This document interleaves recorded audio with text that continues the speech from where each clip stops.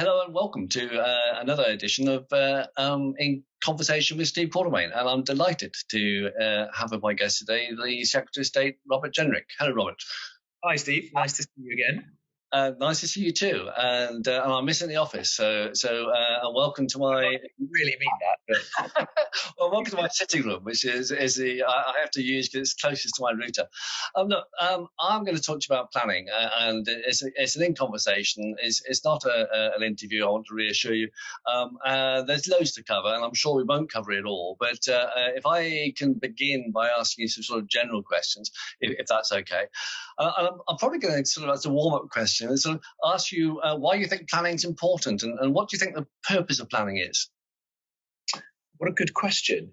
Well, I think we all want to live in well-designed, attractive communities, not just houses, but places which have a sense of identity, which fit in and have roots in their neighborhood.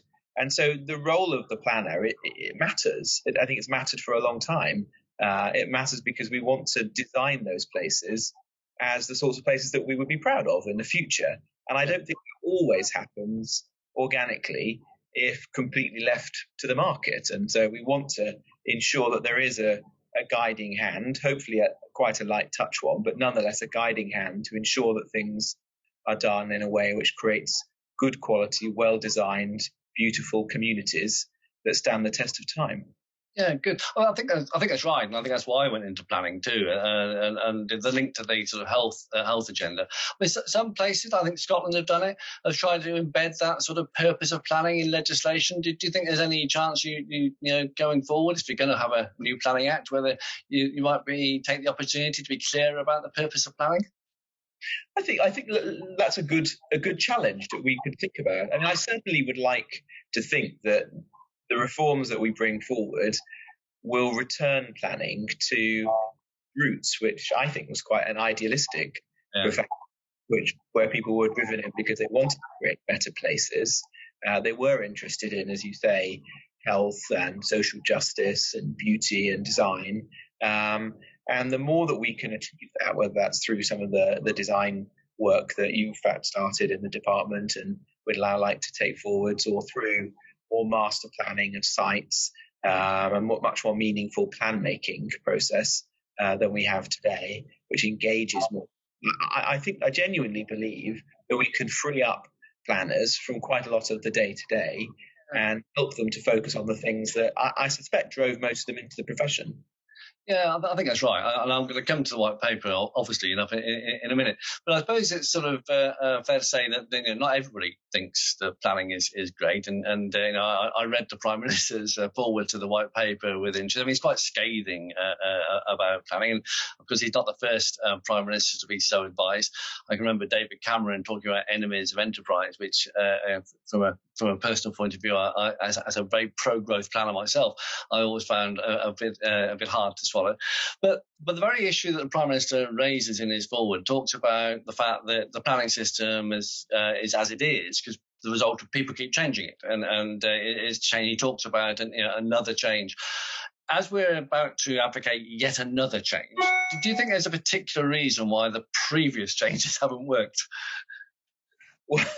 Well, I think it's to come to that question second. You're right to begin with that we've done too many incremental changes, and so I think we should, if we're going to embark on another set of changes, this does need to be one which is about simplifying and clarifying rather than adding to the weight of advice and guidance that we have today, and which means that it does take somebody of your level of experience and knowledge to navigate the system, doesn't it? So I think that has to be one of our objectives. And there have been in previous occasions where an elegant piece of legislation produced, like it was a 1990 Planning Act, wasn't it, that helped to consolidate quite a lot of legislation to come before it. So that should be our aspiration. But I suppose I think that one of the problems with the current system is that it is too complicated and has tried to answer too many questions and not created a system which enables people to get on and do the fundamental things they want to, which is to build homes, to create businesses, And the simpler the framework that we can create, albeit one which tries to have high standards, the better. That's certainly the idea behind what we're trying to do in this latest. Yeah, I think the white paper, and as I said, just a couple more things to talk about before I get to the white paper. But I think I understand the aim there. I suppose when I look back in the 2004 Act was one that I've been involved in because I think I was part of a sounding board, part of the Green Paper, helping the then minister come up with a new approach. And I suppose there are people that would say that never got a chance to bed down. I mean, it was 2004, but by 2010, we were already trying to change it. In fact, ironically, the 1947 Act only lasted to 1953 before it was changed. And you start to pull it apart. But it's interesting. I mean, what I find interesting about the Prime Minister's board, he talks about the House, it's time to stop painting over the damp bits and the old extension here and that sort of thing. Let's raise it to the foundations. But it's interesting that he's left quite a big bit of the House standing, which is he's left the Greenbelt standing. And of course, the Greenbelt is part of the fabric of the way the planning system works. I mean, do you think that, do you envisage that as part of the new system, we'll eventually need to look at this? I'm not asking for you to commit to a review now, but ultimately, do we need to look at how the Greenbelt is functioning across the country, not just London? Well, I think there's quite a bit in the reform that we proposed which builds on foundations of the past. So it's not correct to say that we're sweeping away what came before. This really is significant change, but it is incremental change. It's still a plan-based system. You can recognise it, can't you? You can, and it isn't zoning in the sense that some people have described it of American-style zoning. It's an English system really of categories based on local democracy through the planned system. And as you say, it recognises the fact that there are certain protections in law, like the Greenbelt, like areas of outstanding natural beauty, national parks, to which the public are very attached and feel very strongly. And we discussed with government, as I'm sure our predecessors did, whether it would be sensible to reopen those things, and chose not to, because I think we felt that they are so deeply ingrained and people feel so strongly about them that they need to be passed on to the next generation. And I appreciate there would be people who disagree with that and say that it would be simpler to start again or to seriously to change those designations. But I think the reality is that they're widely understood by the public, and they're one of the sort of core thing about planning that people understand. And so we need. I think you're right. I think that it's often said that the Greenbelt, based in 1955, is one of the most popularly understood planning policies, although arguably it's equally the most misunderstood. But I don't suppose I'm not arguing that people it should be swept away, but I'm certainly not pulled down to foundation. But if we're going to build the sort of number of houses that we need, I suppose you might want a more nuanced approach in areas in the southeast where we're quite tightly constrained. But I accept that it's a foundation. I understand that. I think we're answering that by saying that we will have a simpler system for plan making. There will be a number that a local area is given, and we've proposed whether that could be binding or not. If you're going to go down the route of it being a binding number, then you clearly need to be able to devise a fair and sensible and credible way of coming up with it. And that isn't easy, but that's one of the issues that we're consulting on. But then it is really for local areas to decide where they want those homes. If they want to continue to protect land which they feel strongly about, like the Greenbelt, then the protections will be there for them. But then they'd need to think imaginatively about other ideas, whether that's changing the high street, whether it's densification around infrastructure or on light industrial land or building upwards. And so, as ever, there will be difficult choices for different choices, but difficult choices for some parts of the country if they want to build homes. Um, Final question before I do come on to the white paper. I keep promising that I will, but I am coming to the white paper in a minute. But the PDRs, I want to just briefly touch on permitted development rights and talk about two things about it. I'll ask both questions together so that you can wrap them up. The first is, how do you reassure people about their engagement in the new planning system and the opportunities they have to shape where they live? If through the PDRs, office to residential, the knocking down of buildings or rebuilding, the Class E is sort of running, apparently, you could argue, contrary to that view, because obviously all this comes away from their curatorship rather than control. And the second thing is that if you're going to have a sort of permitted development rights, then is there not more opportunity to introduce sort of better standards within them, including space standards and also standards to help meet the carbon footprint challenge? And we could actually insist that they're better built in some of these things.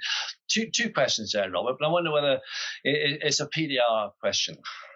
I understand. I mean, I'm a bit of a chameleon on this because I understand the contradiction between, or apparent contradiction between, the desire to help people to build homes quickly, which we need to because there is a serious shortage of homes, and the need to help the high streets and town and city centres to adapt to the huge changes that they're seeing and were seeing before COVID, and which have been accelerated dramatically in the last few months, with all of our understandable desire to see a degree of local control and that those homes are being built to a high standard, environmental standards, design standards, and so on. The way I viewed this is that permitted development rights are needed now because we do need to build the homes and we do need to respond to those changes. And that's why we brought forward more at the beginning of the summer. But that we have to use the planning reform process that we've now embarked on to refine permitted development rights or weave them into the planning system.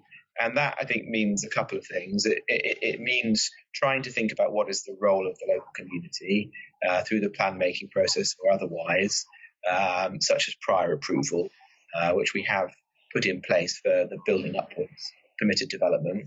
How can we create a more playing field so that everybody is paying their way?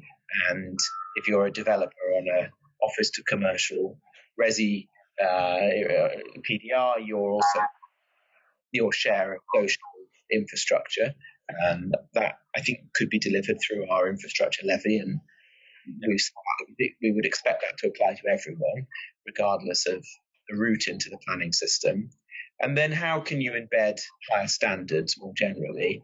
And I see you could do that through design codes and pattern books, which, if they work successfully, doesn't inhibit speed or certainty, perhaps quite the opposite, but could lead to higher, more acceptable designs.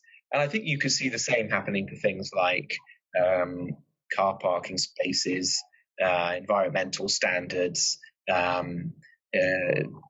We're already looking at some of those things, whether it's tree-lined streets or electric vehicle charge points, embedding those into the PDRs where you can.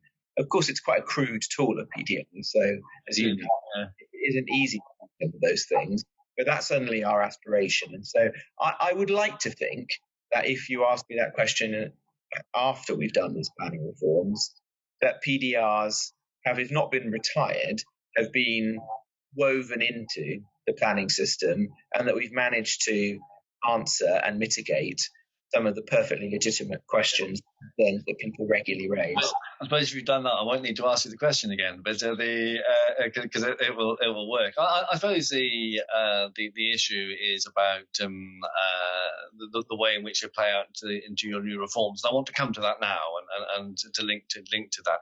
I mean, the white paper's got some great stuff in it, and it's sort of got a great ambition.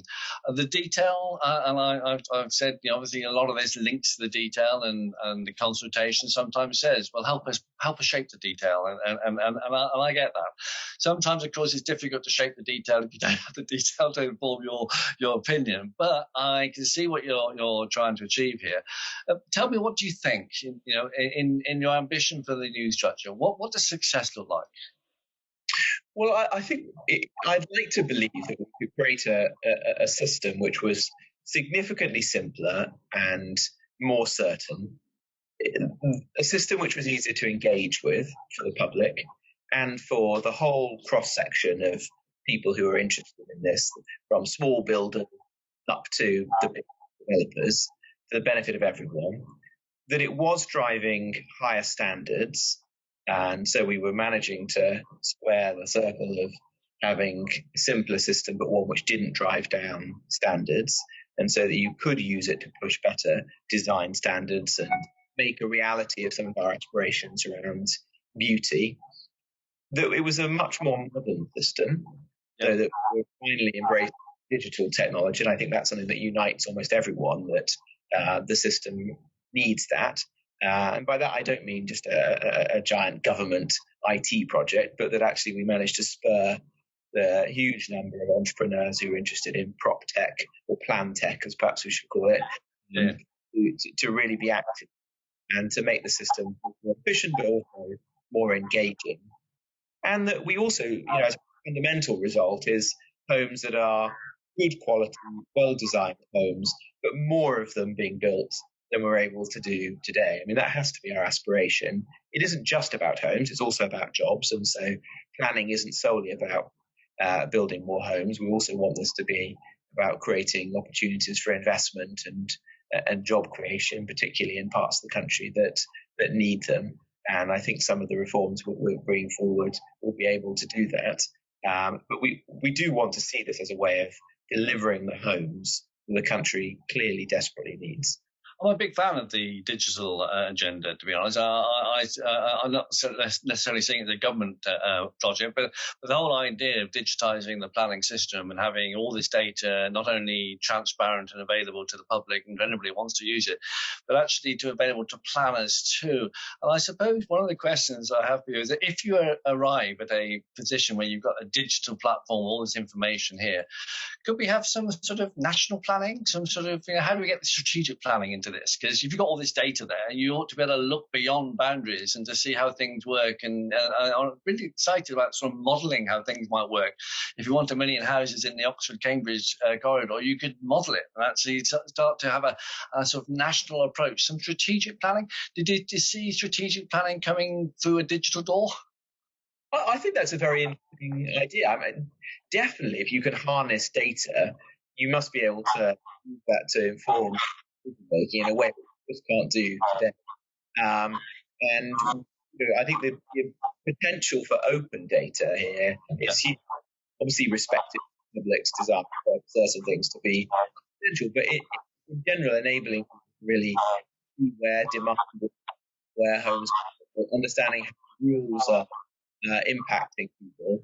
I think there's a lot of there. In terms of more spatial planning, the white paper is actually quite silent on that. I think there's more thinking to be done about how do we take that forward. We appreciate that people don't like the idea of top-down numbers. They didn't like regional planning in the sense it was in the late 90s or early 2000s, rather. And so we do need to so that you can plan over a slightly broader canvas, a single local area. If we can do that with carrots rather than sticks, I think that would be helpful by encouraging local authorities to come together, use the planning process over a house area. That would be helpful. And to align this with government evolution and local government reform in general, which M8CLG is taking alongside this. Is there a strong link between devolution and the success of the new approach? I mean, that's one of the questions I hear in the ether, as it were. Is this all about mayors and less authorities? Well, I think there is a link, because if you're going to reform local government, it's not simply about making efficiency savings, is it? You want to be doing, believe it will deliver better public services, support economic growth, and housing delivery to meet the needs of the community. So I think that is a strong argument for encouraging councils to join together where they want to. But we're not in the business of forcing open areas. So there's no plan for 1970s style local reorganisation. Okay. I think there are strong arguments, and if there are parts of the country that want to do that, then we'll certainly support them. And we're also going to take forward more mayors, again, on a voluntary basis where people feel that. But I personally feel that the mayors are making an impact. I think actually we've seen that in some parts of the country through COVID, where mayors have been able to provide leadership and give a voice on the local and the national stage to their communities. And so I would like to see more. But I'm also aware that it's a model that feels more at ease in urban or in metropolitan areas with a strong sense of identity than it does in more disparate places or rural. And so it's tend to impose on. Yeah, I can see why you said. I mean, don't get me wrong. I'm not necessarily suggesting we have a national plan. I'm talking about national planning, and that would presumably help to deliver some of the infrastructure requirements we need. Yeah, absolutely. I mean, to align this with infrastructure, I think it's one of the questions about the white paper. How it speaks to housing, but how does it also speak to infrastructure planning, utilities, and to job creation? And the task now is to try to align those, make sure that government is working as well in a way that it doesn't always do.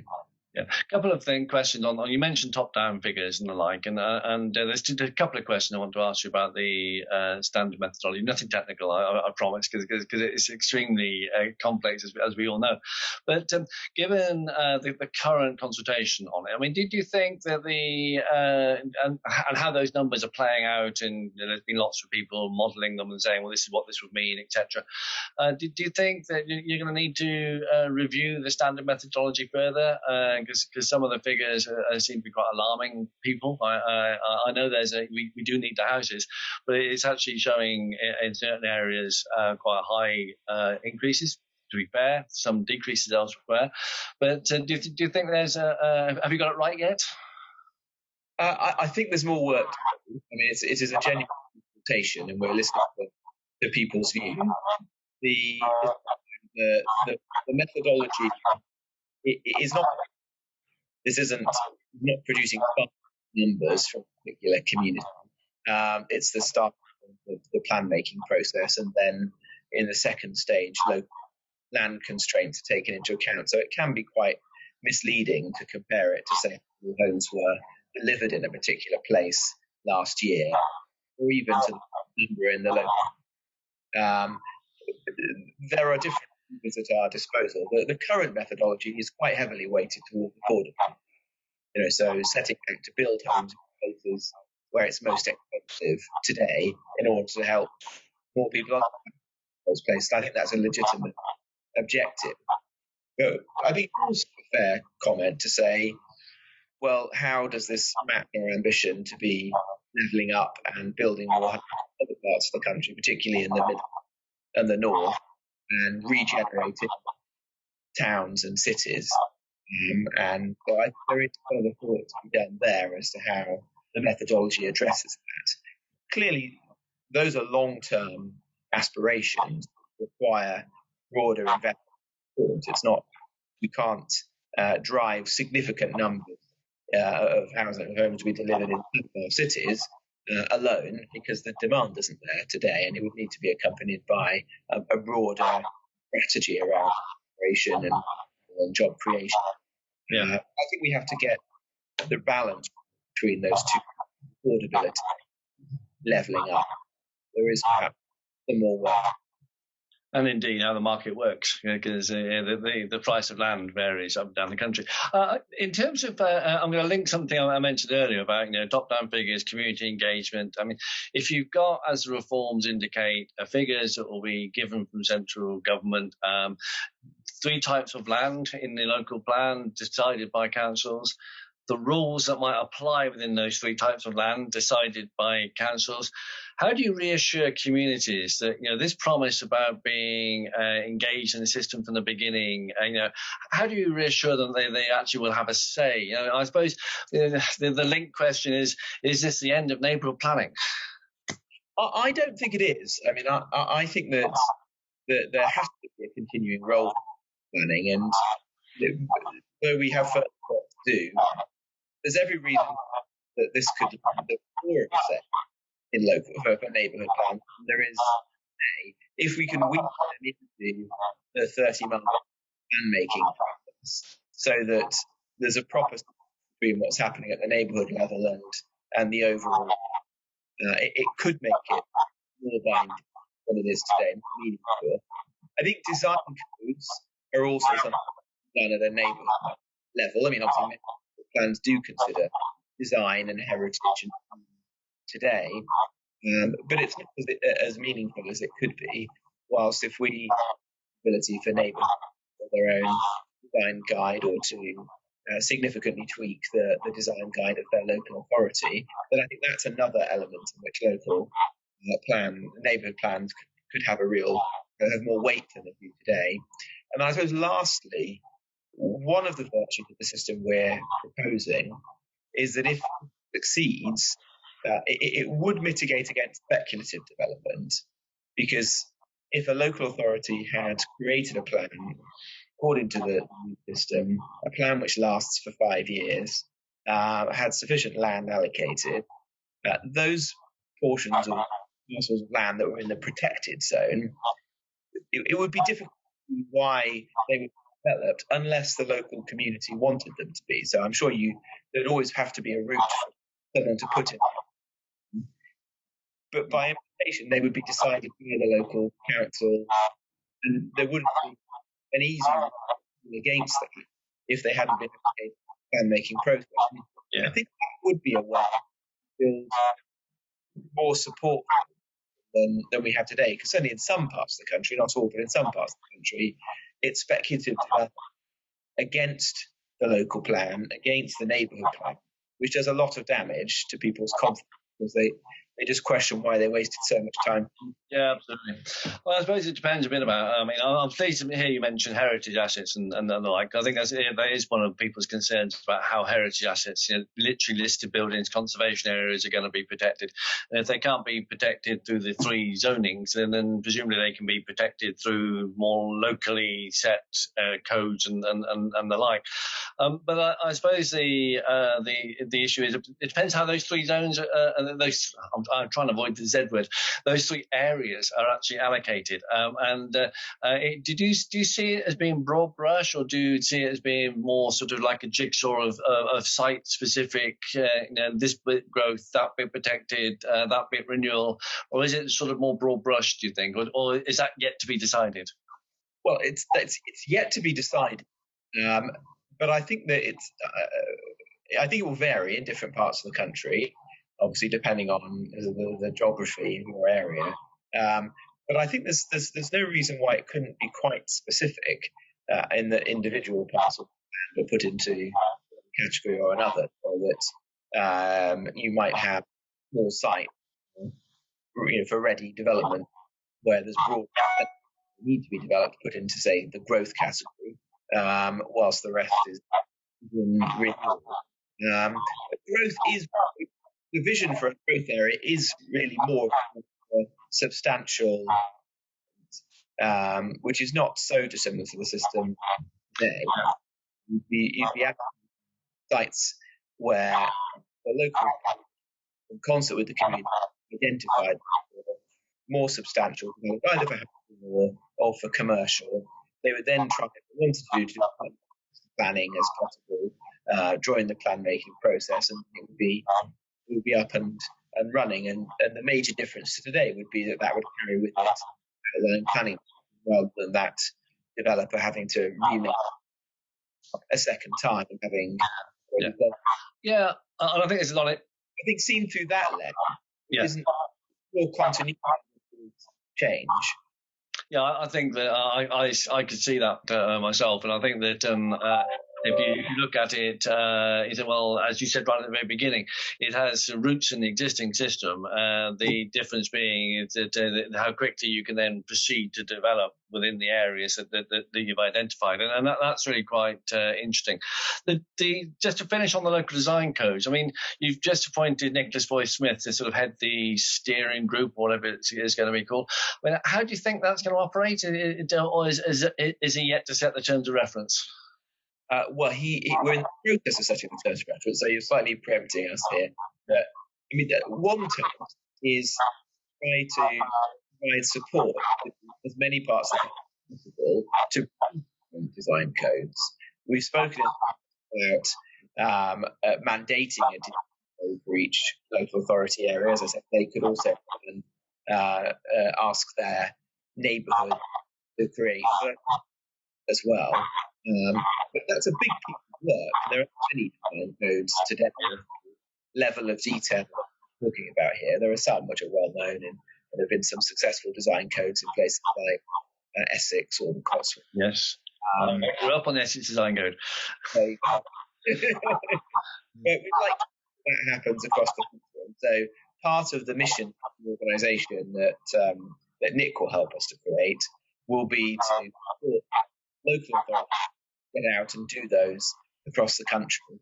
And it's also thinking about how you authentic voice for local people in those, because the philosophy right here is to make sure that it's actually popular with the community. That's not mandating a particular style, so it's not everything has to be traditional architecture or contemporary architecture, but it is a way for local people to genuinely have choosing what that is. And I think in the end, that's going to be particularly important because we've seen quite a lot of change in centres and city centres that will no doubt be more buildings which have no longer meet their original requirements, buildings that were 60s and 70s. And if those buildings are redesigned or taken down, I think it's important to be able to choose, have a say in what replaces them. And in some cases, to build things which are more keeping with the character of the area, but equally, they want to have more contemporary. But the body setting out to try to work out how you can achieve that. And there are some good precedents at how people have used public digital engagement and other genuinely trying to figure out what do people care about and how that's reflected in the building. Yeah, and of course, and I'm going to say, hopefully, a soon-to-be post-COVID world, we'll be planning for perhaps a different sort of landscape than we previously envisaged. So high streets and might be used differently and the like. So it's quite, you could say that there are opportunities to repurpose some of the places that we love and know into a different way of working, I'm sure. I think that's right. And that there's a lot of concern about building homes, green on the green belt and other areas that have got particular designations. Out of COVID, there were opportunities, as you say, through the disruption that we're seeing. Yeah. Whether that's out of town retail, shopping centres, car parks and access roads, office to residential conversion.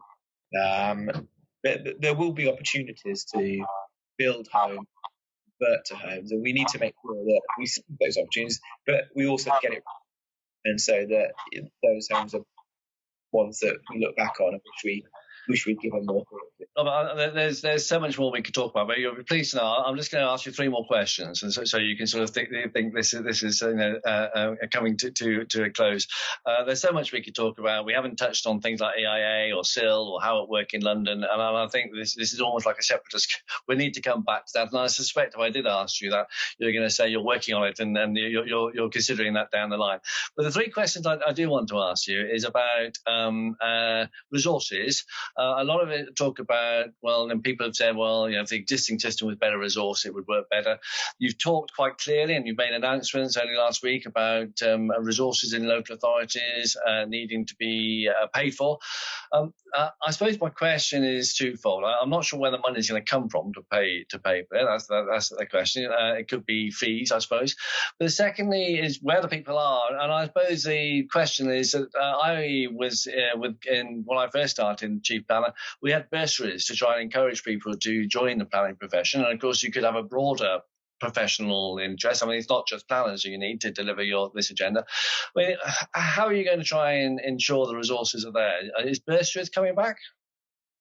Well, that isn't something I've given thought to, but I think I can see the merit in it, because we want to make this a profession that people want to join, that talented young people want, and that they can see as a real profession. Like you, they want to build a whole career and a successful one. I mean, my instinct is that by returning this perhaps to its root, design and marketing and concern for the community, it will be a more attractive profession, or could be a more attractive profession than it is today, and that there will be time focused on things that we really interested. So that will help. I think we need to think about how we can encourage more people to the profession and then keep them. So I will take that away as homework. Yeah, no, I apologise for having set. The question that I was going to ask is before my final question, which is we've talked about the new vision and how things might work differently, community engagement and the like. And I suppose I've been in the planning profession myself for long enough to have seen a number of changes. And I can remember front loading being discussed in 2004. I went to a number of presentations that had front loading washing machines on them, and it's all about the imagery. How confident are you that if you were to progress with the new ambition that you set out in the white paper, it would be a better planning system as opposed to just being a different planning system? Well, we have to satisfy ourselves that it's going to be the disruption, don't we? I mean, any significant change to the planning system involves a degree of short uncertainty, and so we've got to be clear that this will lead to a better system. I think it will lead to a better system, but we'll have the details we work through to make sure that happens, and also to make sure that it's got a sensible transition, so that the system can in the interim period. I do think that front loading is the answer. I appreciate that it's no doubt been tried before and hasn't always happened. Years before, easy to say, but there does seem to be quite a lot of agreement that the 30-month plan making process set out is possible. There's a question about what do you do if local authorities can't meet that timetable or even choose to do it. How you can encourage them, hopefully with carrots and sticks, to stick to the program, and I think that's about encouraging a cultural change. I mean, I'm very conscious that, as you said, I think in the opening remarks, every time planning reform has been done in this country, it has then taken a long time and for everybody to get on board, and sometimes the system has changed before everybody has. I mean, I think even the 1947 Act, it took till the 1960s for it to be really in most parts of England. So we are set to be as collegial, and your in the department are trying to talk to as many people as they can, including people whose initial reaction being, concern, to hear their concern and try to bring them with them on this journey. I don't know. I'm probably going to misquote. Was it Mao Zedong that said it was too early to say whether or not the Industrial Revolution had been a success? I don't want to talk in that sort of time span, but I do think that there are times when we need to ensure that we're patient enough to let things happen.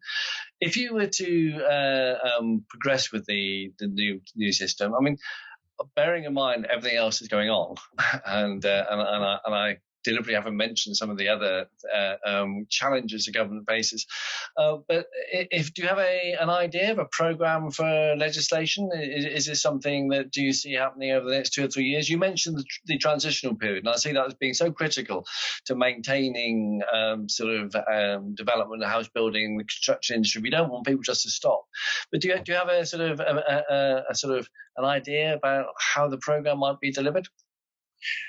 Well, I think we'd like to move fairly swiftly, but accepting this is a very complicated area, and the changes are, if they're anything like what we've proposed in the white paper, are going to be significant. So, from your experience, it takes time to work through to ensure that all parts. It's not even one sector. This is many sectors, that everybody feels that their voice has been heard, and then to pilot a significant planning bill through Parliament. So I think it is going to take. I think that next year we're able to publish proposals, in detail and to begin the legislative process. But there's a lot of work to do before then. And then once we have legislated, then I think we will look to take it in stages, as to bring some local authorities with us as the sort of pilots, so that we can learn from their experience and give them the level of support that they will need to be the first authorities to do the new plan making process. So whilst I think we will try to move at pace, this is going to be a long-term project, and it will take a number of years to execute. We're not under any illusions about that, in which case it's very important that everybody keeps going under the current system in the interim as much as possible, that we don't see local authorities pause their plan-making processes, or developers making choices, thinking about what a future system might look like. Now, of course, also, some of those things are inevitable, but we'll certainly be doing everything we can to keep the ship sailing until such time as we're able to bring in the new system. So to say, Robert, thank you so much for your time. It's been really fascinating to get your view. I deliberately sort of wanted to get the philosophy behind some of the thinking. You'll be grateful to know that I haven't asked you detailed questions about how the sill is going to work or whatever else, because I think that's a session for later in the process as we start to get consultations back. I'm sure I'd like to think we might have another opportunity to talk about some of the further detail. Thank you very much, and appreciate that in the consultation period that's still going, that people will hear what you've got to say, and it will help them think about how they're going to respond to the white paper. Thank you very much indeed, Robert. Very nice to see you again.